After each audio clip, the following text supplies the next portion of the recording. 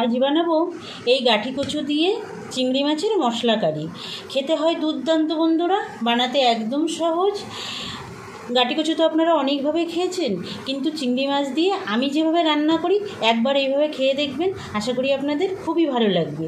তাহলে দেখে নিন বন্ধুরা আমি কিভাবে গাঠি কচু আর চিংড়ি মাছ দিয়ে মশলা কারিটা রান্না করে থাকি।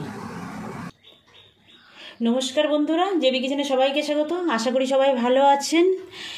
দেখুন গাঠি কচু দিয়ে চিংড়ি মাছের মশলা কারি করতে আমি কি কি নিয়েছি। গাঠি কচুগুলো আমি এইরকম করে পিস করে কেটে নিয়েছি। আমি সঙ্গে একটা আলু দিয়েছি, আমার গাঠি কচুর মধ্যে আলু খুব ভালো লাগে তার জন্য দিয়েছি। আপনাদের যদি ইচ্ছা না হয় দেবেন না বন্ধুরা। আর চিংড়ি মাছ নিয়েছি, চিংড়ি মাছটা আমি কেটে ধুয়ে পরিষ্কার করে নিয়েছি। ধনে গুঁড়ো, জিরে গুঁড়ো, এটা ঝাল লঙ্কার গুঁড়ো, আর নিয়েছি হলুদ গুঁড়ো, আদা বাটা, রসুন বাটা, সর্ষের তেল। সর্ষের তেলে রান্নাটা করবো সেই জন্য সর্ষের তেল নিয়েছি বন্ধুরা। কাঁচা লঙ্কা বাটা নিয়েছি আর 4টে গোটা কাঁচা লঙ্কাও নিয়েছি। লবণ নিয়েছি, একটা মিডিয়াম সাইজের পেঁয়াজ দেখুন কুচিয়ে রেখেছি। আর নিয়েছি এখানে গোটা জিরে, একটা লঙ্কা, 2টো এলাচ নিয়েছি, একটু দারচিনি, একটু লবঙ্গ নিয়েছি, আর একটু এখানে সানরাইজ শাহি গরম মশলার গুঁড়ো নিয়েছি। এই কটা জিনিস দিয়ে আমি রান্নাটা করে নেব। প্রথমে আমি চিংড়ি মাছগুলো একটু লবণ, হলুদ, তেল দিয়ে মেখে নেব। দেখে নিন আমি কী কী দিয়ে চিংড়ি মাছটা মাখি। তার জন্য চিংড়ি মাছটা আমি প্রথমে এই বাটিতে ঢেলে নেব। চিংড়ি মাছটা দেখুন বন্ধুরা আমি ঢেলে নিয়েছি। এবার আমি এর মধ্যে লবণ দিয়ে দেব।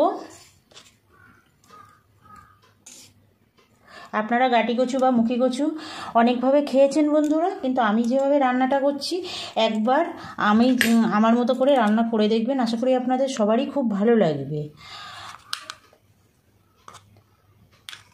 হলুদ দিয়ে দিলাম। এবার দিয়ে দেব খানিকটা তেল, সর্ষের তেল দিলাম 1 চামচ মতো, আর দেব একটু এই লঙ্কার গুঁড়ো দিয়ে আমি চিংড়ি মাছটা মেখে রাখবো।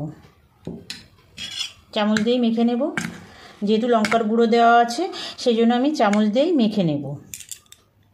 দেখুন বন্ধুরা চিংড়ি মাছটা কিন্তু লবণ হলুদ মাখানো হয়ে গেছে। এবার আমি রান্না শুরু করব। তার জন্য চলে যাব গ্যাসের কাছে। কড়াই গরম হয়ে গেছে বন্ধুরা, দিয়ে দেবো তেল। সর্ষের তেল দিলাম, যেহেতু আমি সর্ষের তেলে রান্নাটা করব আমি আগেই বলেছি।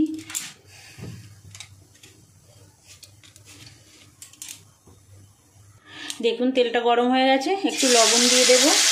লবণ দিয়ে এই গাঠি আর আলু যে কেটে রেখেছিলাম এগুলো আমি দিয়ে দেব।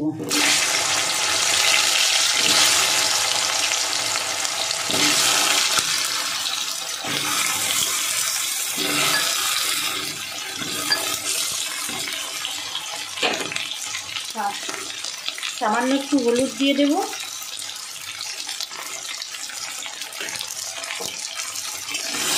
এবার এটাকে একদম লাল লাল করে ভেজে নেব। দেখুন বন্ধুরা সুন্দর করে ভাজা হয়ে গেছে। দেখুন 50% কিন্তু সিদ্ধ হয়েই গেছে। এইভাবে ভেজে সিদ্ধ হওয়া এটা কিন্তু একটা আলাদা স্বাদ লাগে, আর সিদ্ধ করেও অনেকে রান্না করে সেটা কিন্তু আলাদা, আর এটা আলাদা। তুলে নেব।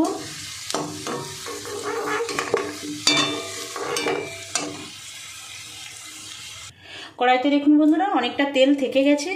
এই তেলের মধ্যে আমি আরও খানিকটা তেল অ্যাড করব। দিয়ে দিলাম খানিকটা তেল। তেলটা গরম হতে দেব। দেখুন বন্ধুরা তেলটা কিন্তু গরম হয়ে গেছে। আমি শুকনো লঙ্কাটা দিয়ে দেব। এলাচ 2টো দিয়ে দেবো, ফাটিয়ে নিয়েছি। তেজপাতা দেব। তেজপাতাটা ধুয়ে নিয়েছি তো, জল আছে তার জন্য অত জোরে ফাটলো। এবার আমি এই গোটা জিরে, লবঙ্গ আর দারচিনিটা দিয়ে দেবো, দিয়ে একটু ভেজে নেব। দেখুন মশলাগুলো সুন্দর ভাজা হয়ে গেছে। এবার আমি পেঁয়াজ কুচিটা দিয়ে দেবো। পেঁয়াজ কুচিটা 1 মিনিট ভেজে নেব একটু। দেখুন পেঁয়াজ কুচিটা ভাজা হয়ে গেছে। এবার রসুন বাটা দিয়ে দেবো, দিয়ে দেবো আদা বাটা, একটু 2 মিনিট ভেজে নেব। কাঁচা গন্ধ যতক্ষণ থাকে ততক্ষণ ভেজে নেব। দেখুন বন্ধুরা মশলাটা কিন্তু সুন্দর কষানো হয়ে গেছে, তেল ছেড়ে দিয়েছে। এবার আমি কাঁচা লঙ্কা বাটাটা দিয়ে দেব। দিয়ে দেবো জিরে গুঁড়ো, 1 চামচ,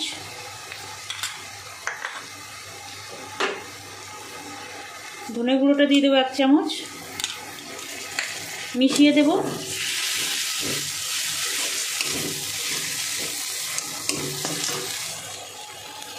এবার হলুদ গুঁড়ো দেব,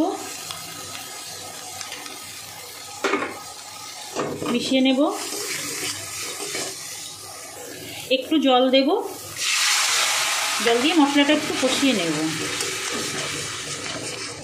এই পর্যায়ে আমি এই শুকনো লঙ্কার গুঁড়োটা দিয়ে দেবো। লঙ্কাটা আপনারা আপনাদের স্বাদ মতো দেবেন। আমি কাঁচা লঙ্কাও বাটাও দিয়েছি, তার জন্য মোটামুটি গাটি কচু যেহেতু একটু গলা চুলকানোর হতেও পারে, সেই জন্য একটু লঙ্কাটা একটু বেশি দিলাম। আপনারা আপনাদের ইচ্ছা মতো দেবেন, আপনাদের যতটা প্রয়োজন ততটাই দেবেন। একটু কষিয়ে নেব মশলাটা। দেখুন বন্ধুরা, মশলা থেকে কিন্তু তেল ছেড়ে দিয়েছে। এবার আমি এই চিংড়ি মাছগুলো দিয়ে দেবো। যে লবণ, হলুদ, তেল, লঙ্কা মাখিয়ে রেখেছিলাম, সেই চিংড়ি মাছগুলো দিয়ে দেবো। দিয়ে আমি মশলার সঙ্গে চিংড়ি মাছটা ভাজা করে নেব। আমি আলাদা করে চিংড়ি মাছটা ভাজা করলাম না, এইভাবে কিন্তু মশলার সঙ্গে চিংড়ি মাছ যদি ভাজা করে দেওয়া হয় খুব টেস্ট হয় চিংড়ি মাছে। আপনারা রান্না করে দেখবেন।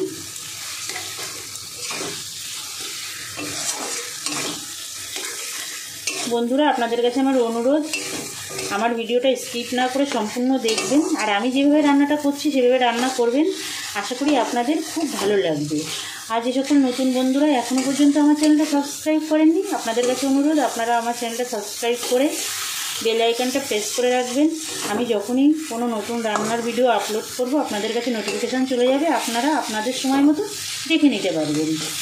আর যে সকল পুরনো বন্ধুরা আমার সঙ্গে আছেন, আমার ভিডিওগুলো দেখেন, সুন্দর সুন্দর কমেন্ট করেন, সেসব বন্ধুদের অসংখ্য ধন্যবাদ। আমার সঙ্গে থাকবেন বরাবরের জন্য, আমার রান্নার ভিডিওগুলো দেখবেন, লাইক কমেন্ট করবেন, আর বন্ধুবান্ধব আত্মীয় স্বজনের কাছে শেয়ার করবেন। দেখুন, এই মশলার সঙ্গেই কিন্তু চিংড়ি মাছটা সুন্দর ভাজা হয়ে যাচ্ছে। আলাদা করে ভাজার কোনো দরকার হয় না। আলাদা করে ভাজলে চিংড়ি মাছ আরও শক্ত হয়ে যায়, কিন্তু কিছু কিছু ক্ষেত্রে ভেজে নিতে হয়।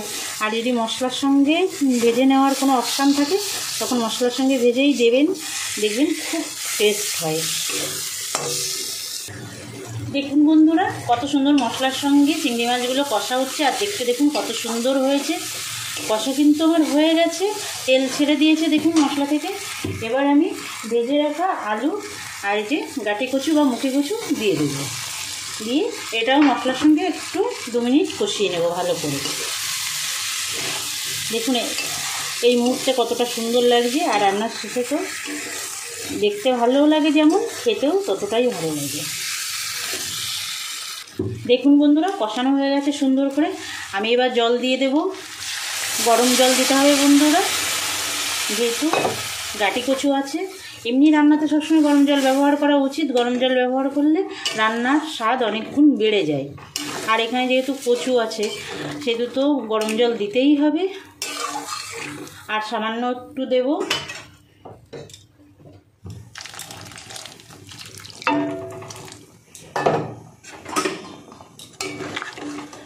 দেখুন ফুটে উঠেছে। আমি এবার একটু লবণ দিয়ে দেব। লবণ কচু আলু ভাজার সময় দিয়েছিলাম, সে কথা খেয়াল রেখে লবণটা দিতে হবে। অল্প করে একটু লবণ দিয়ে দেব। কত সুন্দর একটা কালার এসছে দেখুন।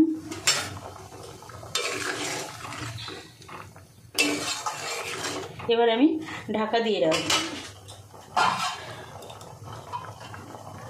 ঢাকা দিয়ে 5 মিনিট রান্না করে দেখব একদম পুরোপুরি সিদ্ধ হয়েছে কি না গাটি কচু আর আলুটা, তারপরে আবার দেখব। দেখুন বন্ধুরা, কত সুন্দর হয়েছে দেখুন, দেখতে খেতে তার থেকেও ভালো হয় বন্ধুরা।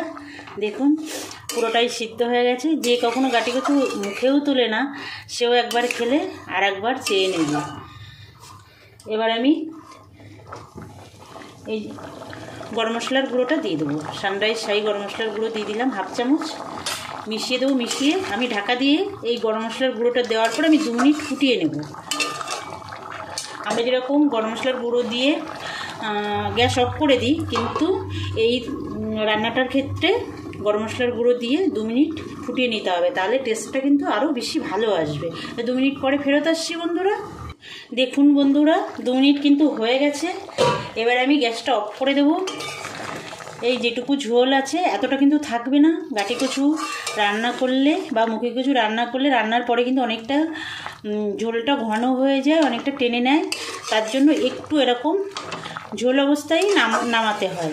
আমি গ্যাসটা অফ করে দিলাম বন্ধুরা, নামিয়ে নেব এবার।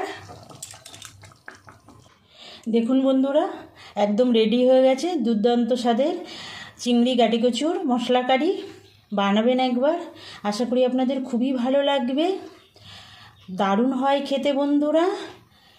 এই সুন্দর রেসিপিটা আমার সঙ্গে দেখার জন্য আপনাদেরকে অসংখ্য ধন্যবাদ। আবার দেখা হবে অন্য কোনো নতুন রান্নার সঙ্গে। আজ তাহলে এই পর্যন্ত থাক বন্ধুরা, নমস্কার।